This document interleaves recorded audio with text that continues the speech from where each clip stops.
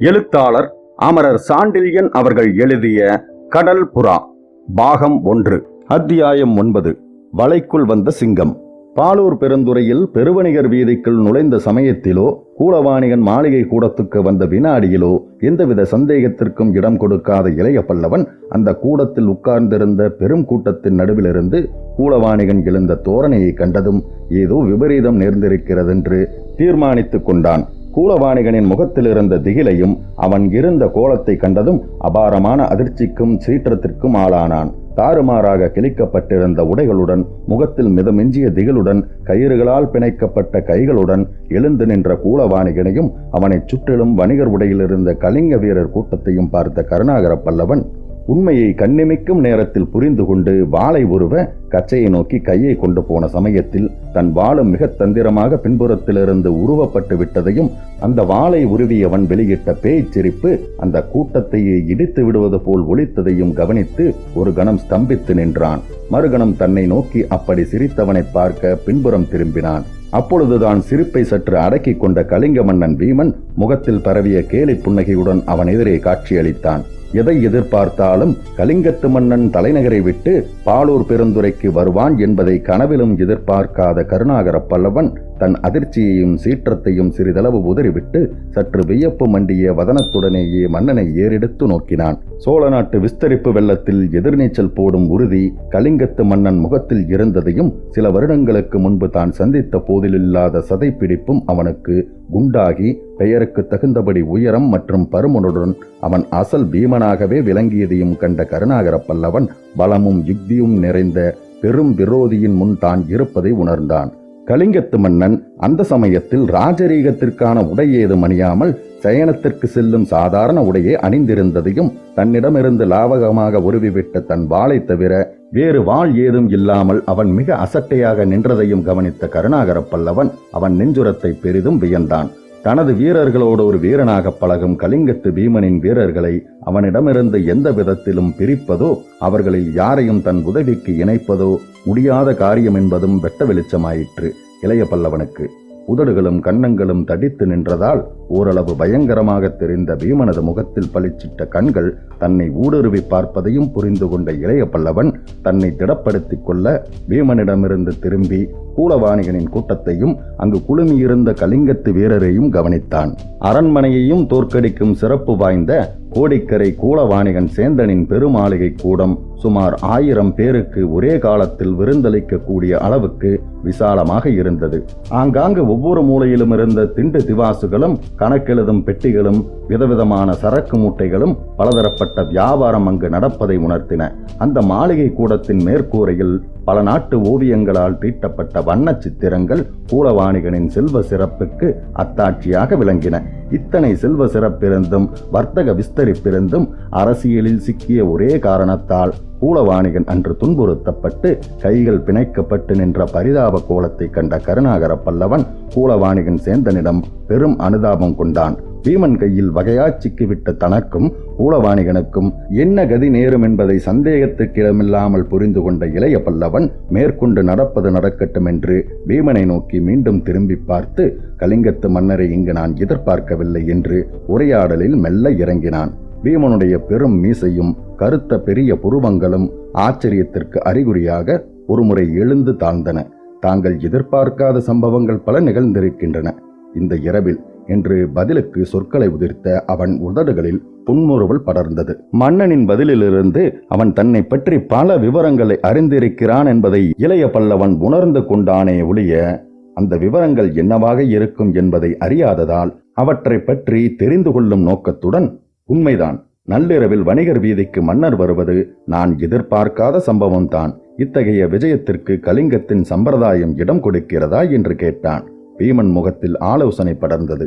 ஏதோ யோசித்துவிட்டு சொன்னான், சம்பிரதாயம் இடம் கொடுக்காதுதான், ஆனால் எல்லாம் வணிகர் செய்யும் வாணிபத்தை பொறுத்தது. பீமன் செய்த போலி சிந்தனையும் அவன் கூறிய சொற்களின் பொருளும் புரிந்துதான் இருந்தது இளைய பல்லவனுக்கு. இருப்பினும் புரியாதவன் போல, நீங்கள் சொல்வது விளங்கவில்லை என்று பதில் கூறினான். வாணிபத்தில் பல விதம் உண்டு என்று சுட்டிக்காட்டி மெல்ல நகைத்தான் பீமன். மன்னருக்கு வாணிபத்திலும் நல்ல பரிச்சயம் உண்டு போலிருக்கிறது என்று இளைய பல்லவன் பதிலுக்கு இகழ்ச்சி நகை புரிந்தான். நிராயுதபாணியாக கலிங்கத்து வீரர்கள் மத்தியில் சிறைப்பட்டு நின்ற சமயத்திலும் இளைய பல்லவன் இகழ்ச்சி நகை புரிந்ததையும் சர்வசகஜமாக பேசத் துவங்கிவிட்டதையும் கண்ட பீமன் அவன் நெஞ்சுரத்தை பெரிதும் வியந்தான். அந்த வியப்பு குரலிலும் ஓரளவு துணிக்க பேச முற்பட்டு, வாணிபத்திலும் பரிச்சயம் தேவையாக இருக்கிறது இளைய பல்லவரே, காரணம் தெரியுமா என்று கேட்டான். தெரியாது என்றான் இளைய பல்லவன். இதில் கஷ்டம் ஏதும் இல்லை. வாணிபத்தில் பல வகை உண்டென்று முன்னமே நான் குறிப்பிட்டேன் அல்லவா? ஆம், குறிப்பிட்டீர்கள். பொருட்களில் செய்யும் வாணிபம் ஒரு வகை. ஓஹோ, அரசியலில் வாணிபம் மற்றொரு வகை. அப்படியா? அரசியலை வாணிபத்திலும் வாணிபத்தில் அரசியலையும் கலப்பதால் பல தொல்லைகள் உண்டாகின்றன என்று கூறிய பீமன் சிரித்தான். இளைய பல்லவன் இதற்கு பதில் ஏதும் சொல்லாது போகவே சற்று பெரிதாகவே சிரித்த கலிங்கத்து மன்னன், ஏன் பதிலில்லையா இளைய பல்லவரே? வணிகர்கள் அரசியலில் கலக்கும் போது மன்னரும் வணிகத்தில் கலக்கத்தான் வேண்டியிருக்கிறது. இந்த சந்தர்ப்பத்தில் நம் சம்பிரதாயத்தை மட்டும் கவனிக்க முடியுமா? முடியாது. வாணிபத்திலும் சோழ நாட்டிலிருந்து வரும் வணிகரிடமும் நாம் சிறிது கவனத்தை செலுத்த வேண்டிதான் இருக்கிறது. செலுத்துவதில் பலனும் இருக்கிறது என்று கூறினான். என்ன பலன்? இளைய பல்லவன் சற்று நிதானத்தை இழந்து இறைந்தே கேட்டான் இந்த கேள்வியை. நிதானத்தை சிறிதும் இழக்காமலே பதில் சொன்னான் பீமன். அனபாய சோழரின் இணை பிரியாத தோழரான இளைய பல்லவரின் சந்திப்பு எனக்கு கிடைத்திருப்பதே பெரும் பலன் அல்லவா? இதற்கு தாங்கள் இத்தகைய முயற்சி எடுத்திருக்க வேண்டியதில்லை என்று சற்று கோபத்துடன் கூறினான் இளைய பல்லவன். அப்படியா என்று கேட்ட பீமனின் முகத்தில் ஆச்சரிய ரேகை படர்ந்தது. ஆம் மன்னவா, தங்களை காணவே நான் கலிங்கம் வந்தேன். இத்தனை வீரர்களை அனுப்பி பவனி நடத்தாவிட்டாலும் தங்களை நாடி கண்டிப்பாக வந்திருப்பேன் என்றான் இளைய பல்லவன். ஆம், மறந்துவிட்டேன் என்றான் பீமன். எதை மறந்து விட்டீர்கள்? பீமன் சொன்ன பதில் ஒரு வினாடி பேரதிர்ச்சியை கொடுத்தாலும் அடுத்த வினாடி அந்த அதிர்ச்சி மறைந்து இளைய பல்லவனிடமிருந்து ஆம் மறந்துவிட்டேன். வீர ராஜேந்திர சோழதேவரிடமிருந்து நீங்கள் சமாதான ஓலை கொண்டு வந்திருப்பதை மறந்துவிட்டேன் என்று பீமனின் பதிலை கேட்டதும் அதிர்ச்சியடைந்த இளைய பல்லவன், இந்த விவரம் தான் சுங்க அதிகாரிக்கே தெரிந்திருந்ததே, மன்னனுக்கு தெரிவதில் வியப்பென்ன என்று தன்னைத்தானே சமாதானப்படுத்திக் கொண்டான். அத்துடன் சற்று கோபத்துடன் கேட்கவும் செய்தான். நான் சமாதான ஓலை கொண்டு வந்ததை அறிந்துமா என்னை சிறைப்படுத்தினீர்கள் என்று. பீமன் முகத்தில் வருத்த குறி தோன்றியது. சிறைப்படுத்தி கொண்டு வருவது உசிதமில்லைதான். ஆனால் சமாதான தூதர்கள் தாங்கள் இறங்கும் துறைமுக சுங்கச்சாவடியில் அந்நாட்டு மன்னர்களை தூசிப்பதும் வீரர்கள் துரத்த ஓடுவதும் மாளிகையில் பதுங்குவதும் உசிதமா என்பதை எண்ணிப் பாருங்கள் என்று வருத்தத்துடன் கூறுபவன் போல பாசாங்கு செய்த பீமன் உண்மையில் தன்னை பார்த்து நகைக்கிறான் என்பதை உணர்ந்து கொண்டான் இளைய பல்லவன். தவிர தான் பாலூர் பெருந்துறையில் காலெடுத்து வைத்த வினாடியிலிருந்து தன் நடவடிக்கைகள் பலவற்றையும் கலிங்க மன்னன் தெரிந்து கொண்டிருப்பதை உணர்ந்த கருணாகர பல்லவன் தன் இருப்பிடத்தை எப்படி அவன் கண்டுபிடித்தான் என்பதை மட்டும் புரிந்து கொள்ள முடியாமல் சிந்தை குழம்பினான். சுங்கச்சாவடி நிகழ்ச்சியை காவல் வீரரிடமிருந்து அறிந்திருக்கலாம். ஊருக்குள் ஏற்பட்ட சண்டை நிகழ்ச்சியையும் துரத்திய வீரர்கள் சொல்லியிருப்பார்கள். ஆனால் குணவர்மன் தங்கியிருந்த மாளிகையில் ஒளிந்ததை இவன் எப்படி அறிந்தான் என்று தன்னைத்தானே கேட்டுக்கொண்ட இளைய பல்லவன் பதில் ஏதும் கிடைக்காமல் பீமனை நோக்கினான். கருணாகர பல்லவனது எண்ணத்தில் சுழன்ற ஒவ்வொன்றையும் புரிந்து கொண்ட பீமன் சொல்ல ஆரம்பித்தான். இளைய பல்லவரே, ஆபத்தில் இருப்பவன் புத்தி எப்பொழுதும் சுறுசுறுப்புடன் வேலை செய்கிறது. கலிங்க நாடு ஆபத்தில் இருக்கிறது. ஆகவே அதன் மன்னன் விழிப்புடன் இருக்கிறான். கலிங்கத்தின் துறைமுகங்களை கைப்பற்றி கொண்டு சோழ நாடு அளிக்க விரும்பும் போலி சமாதானத்தை தென்கலிங்கமும் ஏற்காது, வடகலிங்கமும் ஏற்காது. ஆகவே சோழர் போர் தொடுப்பார்கள். அத்தகைய நிலையில் சோழ நாட்டிலிருந்து படைகள் வந்திறங்க இருக்கும் கலிங்கத்தின் முதல் துறைமுகமான பாலூர் பெருந்துறையில் நாங்கள் சர்வ எச்சரிக்கையுடன் இருப்பது இயற்கைதானே.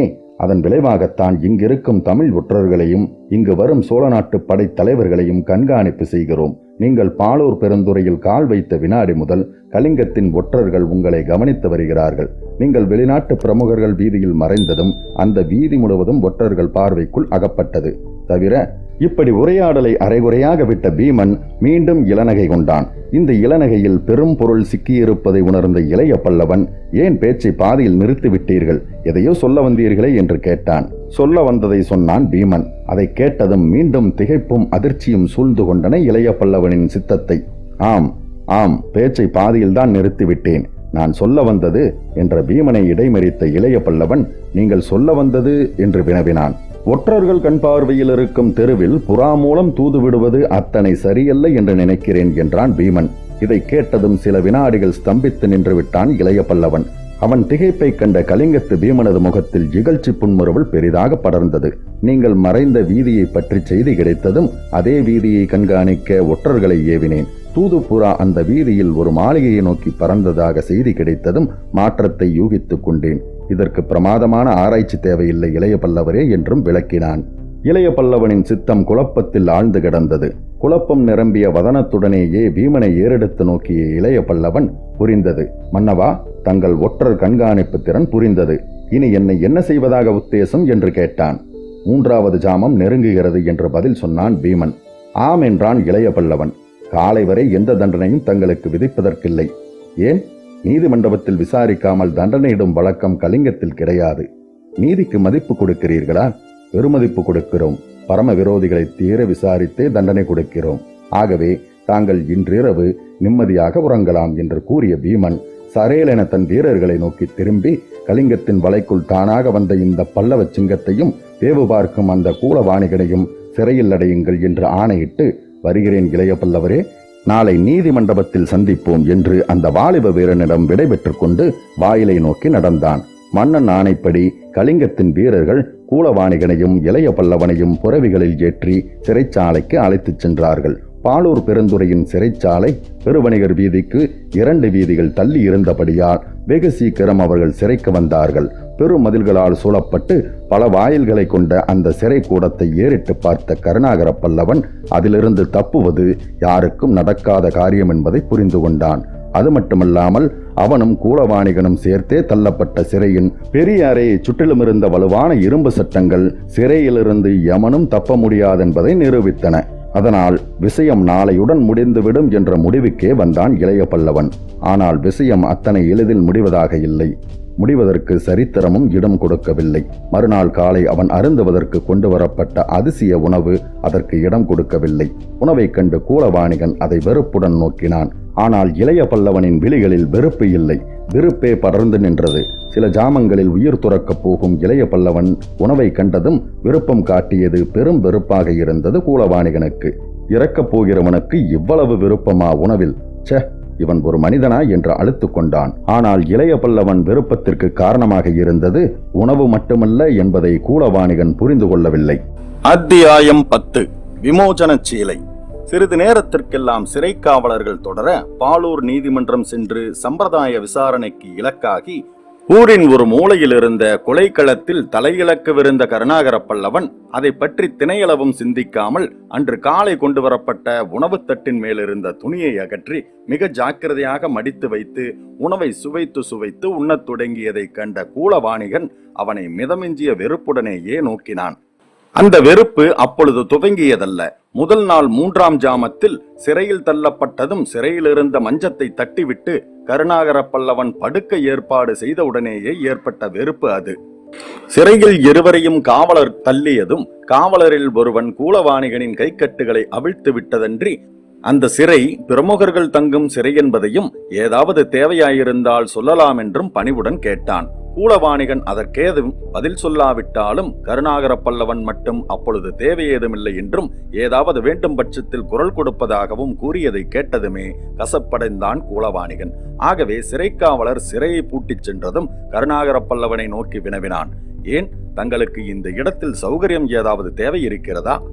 அதற்கு கருணாகர பல்லவன் ஒரு முறை சிறையை சுற்றி கவனித்தான். ராஜ பிரமுகர்கள் தங்குவதற்கு வேண்டிய சகல சௌகரியங்களும் அங்கிருப்பதையும் மஞ்சங்களில் கூட பஞ்சனைகள் இருப்பதையும் பார்த்து எனக்கு தேவையேதுமில்லை, உனக்கு என்று கேட்டான்.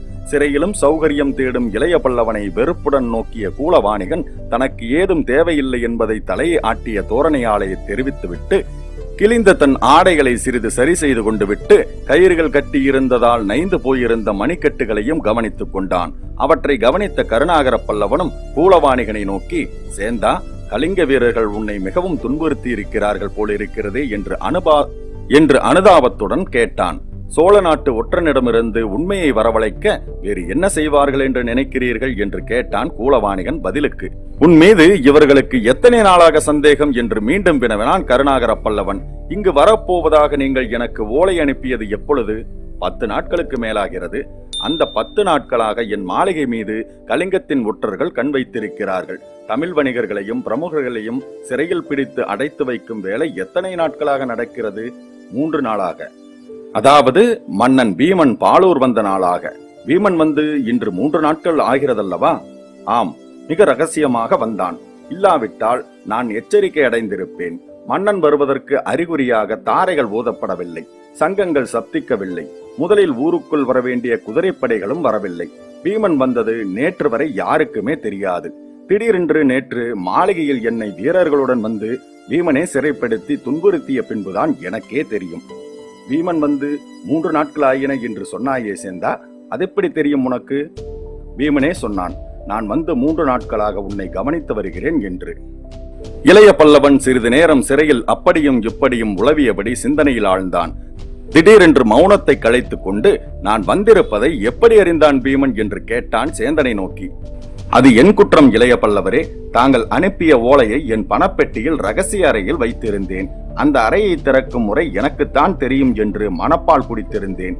ஆனால் சோதனையின் போது நிமிட நேரத்தில் பீமன் அந்த கள்ள அறையை திறந்தான்.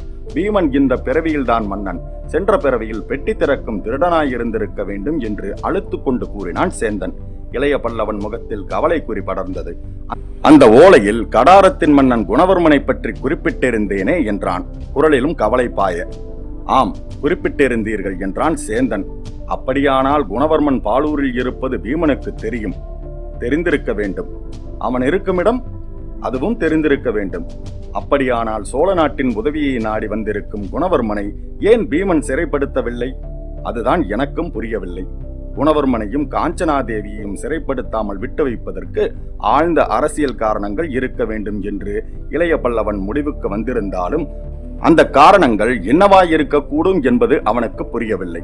அவர்களுக்கும் தன்னை போல பேராபத்து காத்திருக்கிறது என்பதை மட்டுமே புரிந்து கொண்ட இளைய பல்லவன் பீமனிடம் அகப்பட்டால் காஞ்சனாதேவியின் கதி என்னவாகுமோ என்பதை நினைத்து திகில் கொண்டான். அந்த திகிலுடன் அனபாயனை பற்றிய எண்ணமும் கலந்து கொள்ளவே பல விவரங்கள் விளங்காமல் குழம்பிய இளைய பல்லவன் அவற்றை பற்றி சேந்தனிடமே விளக்கம் கேட்க முற்பட்டு சேந்தா என்று அவனை அழைத்தான். அப்பொழுதும் மனவேதனைப்பட்டுக் கொண்டிருந்த சேந்தன் பதிலுக்கு ஹூம் கொட்டினான். அனபாய சோழரையும் பீமன் சிறைப்படுத்தினானே, தெரியுமா உனக்கு என்று கேட்டான் கருணாகர பல்லவன். தெரியும் என்றான் கூலவாணிகன் பெருமூச்சு விட்டுவிட்டு. அவரையும் இந்த சிறையில்தானே அடைத்திருப்பார்கள்? இதில்தான் அடைத்திருக்க வேண்டும். இந்த ஊரில் வேறு சிறை கிடையாது. இந்த சிறையை பார்த்தாயா சேந்தா என்று ஆச்சரியத்துடன் கேட்ட இளைய பல்லவன் சிறையையும் சாளரத்தின் மூலம் தெரிந்த சாளரத்தின் வெளிப்புறத்தையும் சுட்டிக்காட்டினான். அவன் சிறையை ஆராய்ந்ததால் வெறுப்பு கொண்ட கூலவாணிகன், இப்பொழுதே ஆராய்ந்து விடுங்கள் சிறையின் அமைப்பை. நாளை நடுப்பகலுக்கு பின்பு நமது கண்கள் எதையும் ஆராய முடியாது என்றான். அவன் சொன்னதை காதில் வாங்கிக் கொள்ளாமலேயே பேசிக்கொண்டு போனான் கருணாகர பல்லவன். இந்த சிறையின் அமைப்பை நன்றாக பார் சேந்தா. சுற்றிலும் பெரிய இரும்பு சட்டங்கள், சிறையின் ஒவ்வொரு கூடத்திலும் ஏராளமான வீரர்கள். சாளரத்திற்கு வெளியேயும் பார், அதோ தெரியும் உயர்ந்த மதில் பெரும் கோட்டையின் மதில்களைப் போல இருக்கிறது. அவற்றை எவனும் தாண்டி கடக்க முடியாது. அது மட்டுமல்லாமல் சிறையின் அறைகளுக்கும் அந்த மதில்களுக்கும் இடையேயுள்ள வெளிப்பகுதி குதிரை வீரர்களால் காக்கப்பட்டிருக்கிறது. இப்படி பேசிக்கொண்டே போன இளைய பல்லவனை இடைமறித்த கூலவாணிகன், இந்த சிறையிலிருந்து யாரும் தப்ப முடியாது என்பதற்கு காரணம் கூறுகிறீர்களா என்று இகழ்ச்சியுடன் கேட்டான். இளைய பல்லவனின் கண்கள் கூலவாணிகனின் முகத்தில் நன்றாக பதிந்தன. குரலை மிகவும் தாழ்த்தி கொண்டு சொன்னான் இளைய பல்லவன். சேந்தா, இந்த சிறையிலிருந்து போரிட்டு யாரும் தப்ப முடியாது என்றான். வெட்ட வெளிச்சமாக தெரிந்த அந்த உண்மையை தெரிவிக்க அத்தனை ரகசியம் என்னவென்பதை அறியாத கூலவாணிகன், அது தெரிந்த விஷயம்தானே என்றான். ஆனால் என்று கூறி அப்புறமும் இப்புறமும் கவனித்தான் இளைய பல்லவன். ஆனால் என்றால், இதிலிருந்து அனபாயர் தப்பியிருக்கிறார். கூலவாணிகனின் முகத்தில் வியப்பு குறி படர்ந்தது. ஆமாம், மறந்தே விட்டேன். எப்படி தப்பினார் என்று கேட்டான் வியப்புடன். அதுதான் எனக்கும் புரியவில்லை. இதிலிருந்து அவர் போரிட்டு தப்பியிருக்க முடியாது. வேறெப்படி தப்பியிருக்க முடியும்? தந்திரத்தால் தப்பியிருக்க வேண்டும். என்ன தந்திரமாக இருக்கும்? எனக்கு புரியவில்லை. ஆனால் யாரோ நண்பர்கள் உதவி அவருக்கு இருந்திருக்க வேண்டும். ஆம் ஆம், அதுதான் உண்மை. அது மட்டுமல்ல சேந்தா, அந்த நண்பர்கள் எண்ணிக்கையும் கணிசமாக இருக்க வேண்டும். அதெப்படி தெரிகிறது? சிறையிலிருந்து தப்பிய பின்பு இன்னும் அவர் பாலூர் பெருந்துறையில் சுதந்திரமாக உலாவுகிறார். அது மட்டுமல்ல, புறா மூலம் குணவர்மனுக்கு தூதும் அனுப்பியிருக்கிறார். அனபாயருக்கு இவ்வூரில் பக்கபலம் நிரம்ப இருக்கிறது, இதில் சந்தேகமில்லை என்றான் இளைய பல்லவன். இதை கேட்டதும் வியப்புக்குள்ளான கூலவாணிகன், என்ன தூதுப்புறாவா, செய்தியா என்று ஆச்சரியத்துடன் வினவினான். சிறிது நேரத்திற்கு முன் பீமனும் இளைய பல்லவனும் புறாவை பற்றி பேசிக் கொண்டிருந்ததை கூலவாணிகனும் கேட்டுக்கொண்டுதான் இருந்தான் என்றாலும் அப்போதிருந்த குழப்பமான மனநிலையில் அவன் அதை சரியாக மனதில் வாங்கவில்லை. இளைய பல்லவன் சொன்னான், ஆம் சேந்தா, குணவர்மனுக்கு புறா மூலம் தூது வந்தது, அதில் அனபாயரே கையொப்பமிட்டிருந்தார் என்றான். அனபாயரே கையொப்பமிட்டிருந்தாரா? ஆம் சேந்தா. என்ன எழுதியிருந்தது அந்த ஓலையில்? குணவர்மனை 3 நாட்கள் பொறுத்திருக்கும்படி சொல்லப்பட்டிருந்தது. 3 நாட்கள் அந்த மாளிகையில் எது நடந்தாலும் கவனிக்க வேண்டியதில்லை என்றும் எழுதியிருந்தது. இம்முறை கூலவாணிகனின் தீவிர சிந்தனையில் ஆழ்ந்தான். 3 நாட்கள் என்று சொல்லி பெருமூச்சு விட்டான். கூலவாணிகனின் வருத்தத்தையும் பெருமூச்சையும் கவனித்த இளைய பல்லவன் கேட்டான், 3 நாட்களுக்கு என்ன சேந்தா என்று. 3 நாட்கள் இந்த பாலூர் பெருந்துறையில் அனபாயர் இருக்கப் போகிறார் என்பது தெளிவாகவில்லையா என்று வினவினான் சேந்தன். ஆம், அப்படியானால் அந்த 3 நாட்களில் ஒவ்வொரு வினாடியும் அவர் உயிருக்கு ஆபத்து இருக்கிறது. ஆபத்துக்கு அஞ்சும் சுபாவம் அனபாயருக்கு கிடையாதென்பது உனக்கு தெரியாதா சேந்தா? தெரியும், அதனால்தான் நான் அஞ்சுகிறேன். நீ எதற்காக அஞ்சுகிறாய்? சோழ நாட்டு நலனில் அக்கறையுள்ள யாரும் அஞ்சுவார்கள். என்ன அச்சம் உனக்கு? கூலவாணிகன் பதில் சொல்லவில்லை. சிறிது நேரம் இளைய பல்லவனை உற்று பார்த்து கொண்டு நின்றான். பிறகு சொன்னான், நான் வணிகன் மட்டுமல்ல இளைய பல்லவரே. ஆம் என்று தலையசைத்தான் இளைய பல்லவன். கூலவாணிகன் எதை சொல்ல உத்தேசித்திருக்கிறான் என்பதை அறியாமல். நினைவு தெரிந்த நாளாக ஒற்றன் வேலையும் செய்கிறேன். ஆம் சேந்தா, ஆகவே சோழ நாட்டு அரசியல் நிலை படைத்தலைவர்களை விட எனக்கு நன்றாக தெரியும். ஓஹோ, நீங்கள் பெரும் வீரர், இணையற்ற படைத்தலைவர். ஆனால் உங்களுக்கு மக்கள் மனம் தெரியாது. அவர்களுடன் சதா உளவி பழகும் நான் தான் அதை அறிவேன். சரி சேந்தா, சோழ நாட்டு மக்கள் என்ன விரும்புகிறார்கள் தெரியுமா படைத்தலைவரே? சொல் சேந்தா. அனபாயரை அரியணையில் எதிர்பார்க்கிறார்கள். திடீரென கூலவாணிகன் வீசிய அந்த சொல் அம்பாள் தாக்குண்டவனைப் போல சில வினாடிகள் அசைவற்று நின்று விட்டான் இளைய பல்லவன். கூலவாணிகனை நோக்கி, சேந்தா, வீரராஜேந்திர சோழ தேவர் இப்பொழுதுதானே அரியணையில் ஏறியிருக்கிறார் என்று வினவினான். ஆம் இளைய பல்லவரே என்றான் கூலவாணிகன். அப்படி இருக்க அனபாயர் எப்படி அரியணையில் ஏற முடியும்? மக்கள் அவரை விரும்புகிறார்கள். வீரராஜேந்திரரிடம் பக்தி இல்லையா மக்களுக்கு? இருக்கிறது, அவர் வீரத்தில் இருக்கிறது. ஆனால் என்ன சேந்தா? அக்கம் பக்கத்து நாடுகள் விஷயத்தில் அவர் கடைபிடிக்கும் கொள்கையை மக்கள் ஏற்கவில்லை. உதாரணமாக, வேங்கியில் சாளுக்கிய விஜயாதித்தனை அரசாள விட்டிருப்பது பிடிக்கவில்லை. அங்கு அரசாள வேண்டியவர் அம்மங்காதேவியின் புதல்வர் அல்லவா? ஆம், ஆனால் இப்பொழுது சாளுக்கியர்களுடன் போர் தொடுப்பதில் கஷ்டங்கள் இருக்கின்றன. கஷ்டங்களை மக்கள் கவனிப்பதில்லை இளைய பல்லவரே, நீதியைத்தான் கவனிக்கிறார்கள். நீதி நிலைத்திருந்தால் அனபாயர் வேங்கியின் அரியணையில் அமர்ந்திருக்க வேண்டும். அமர்ந்திருக்க தகுதியுள்ளவர் என்று மக்கள் நினைக்கிறார்கள். அனபாயர் போர் வீரர் மட்டுமல்ல, ராஜதந்திரத்திலும் வல்லவர். வீரராஜேந்திரருக்கு ராஜதந்திரம் அத்தனை போதாது என்பது மக்களின் நம்பிக்கை. சேந்தன் கூறியது அத்தனையும் சரியென்பது தெரிந்தே இருந்தது இளைய பல்லவனுக்கு. வீரராஜேந்திரனுக்கு பிறகு எப்படியும் அனபாயன் சோழ அரியணையில் மட்டுமின்றி வேங்கி அரியணையிலும் அமரக்கூடும் என்ற நம்பிக்கையும் இருந்தது. இருப்பினும் அதற்கு காலம் இருக்கிறது என்று நினைத்த இளைய பல்லவன் பதிலேதும் சொல்லவில்லை. கூலவாணிகன் சேந்தனே மேற்கொண்டு பேசினான். நான் அஞ்சியதற்கு காரணம் தெரிகிறதா உங்களுக்கு? அனபாயர் நம் நாட்டின் உயிர். அவர் இந்த ஊரில் இருக்கும் 3 நாட்களும் அவர் உயிர் ஆபத்தில் இருக்கிறது.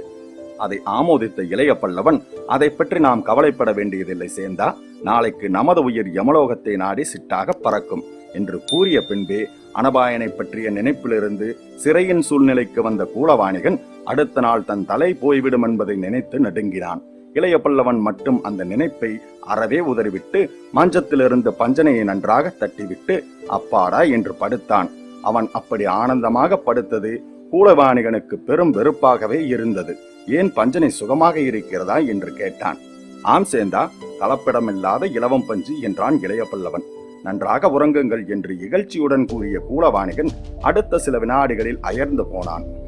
இளைய பல்லவன் சில வினாடிகளிலேயே கண்களை மூடி நன்றாக தூங்க முற்பட்டதை கண்டு, நாளைக்கு உயிர் போக இருக்க எப்படி தூக்கம் வருகிறது இவருக்கு என்று சொல்லிக்கொண்டு மிதமெஞ்சிய வெறுப்புடன் உறங்காமலேயே அன்றிரவை கழித்தான் கூலவாணிகன். மறுநாள் காலை பொழுது விடிந்து நீண்ட நேரம் மட்டும் நன்றாக தூங்கிய இளைய பல்லவன் உணவை தட்டுகளில் கொண்டு வந்த காவலர் எழுப்பிய பின்பே எழுந்திருந்து பெருங்கிண்ணங்களில் இருந்த நீரால் பல் துலக்கி முகம் கழுவினான். உணவை தட்டுகளில் வைத்து காவலர் சென்றதும், இரவு நன்றாக தூங்கினேரா என்று இகழ்ச்சியுடன் கேட்டான் சேந்தன். ஆம், உறங்கினேன். எப்படி உறக்கம் பிடித்தது? ஏன் பிடிக்காமல் என்ன? இன்று நாம் தலை வெட்டப்படும் தெரியுமா? ஆகவே இன்றிரவு உறங்க முடியாதல்லவா? அதற்காகத்தான் நேற்றிரவே போதிய அளவு தூங்கிவிட்டேன் என்று கூறி நகைத்த இளைய பல்லவன் உணவின் எதிரில் சில வினாடிகளில் உட்கார்ந்தான். கூலவாணிகன் உணவு தட்டருகினில் கூட வராமல் இளைய பல்லவனை வெறுப்புடன் பார்த்து கொண்டு நின்றான். சில வினாடிகள் உணவு தட்டை உற்று பார்த்த இளைய பல்லவன் திடீரென அதன் மேல் மூடப்பட்டிருந்த துணியை எடுத்து மடித்து ஒரு புறம் வைத்துவிட்டு உணவருந்துவதில் முனைந்தான். அவன் மிகுந்த விருப்பத்துடன் உணவை சுவைத்து அருந்துவதைக் கண்ட கூலவாணிகனின் வெறுப்பு பன்மடங்காகியது. ஏன் சேந்தா, நீ சாப்பிடவில்லையா என்று வினவினான் இளைய பல்லவன். தேவையில்லை எனக்கு என்று கூறிய கூலவாணிகன் முகத்தை வேறுபுறம் திருப்பிக் கொண்டான். உணவை நிதானமாக சுவைத்து உண்ட பின்பு தட்டுகளை எடுத்துச் செல்ல வீரர்களை பணித்த கருணாகர பல்லவன் அதன் மேல் மூடியிருந்த துணியை மட்டும் தன் மஞ்சத்தில் ஒளித்தான். வீரர்கள் தட்டுகளை எடுத்துச் சென்றதும் கூலவாணிகனை அழைத்த கருணாகர பல்லவன், சேந்தா, இதை பார் என்று தான் ஒளித்து வைத்திருந்த துணியை எடுத்து அவனுக்கு காட்டினான். அந்த துணிக்கு என்ன என்று எரிந்து விழுந்தான் கூலவாணிகன். அருகில் வா என்றான் இளைய பல்லவன்.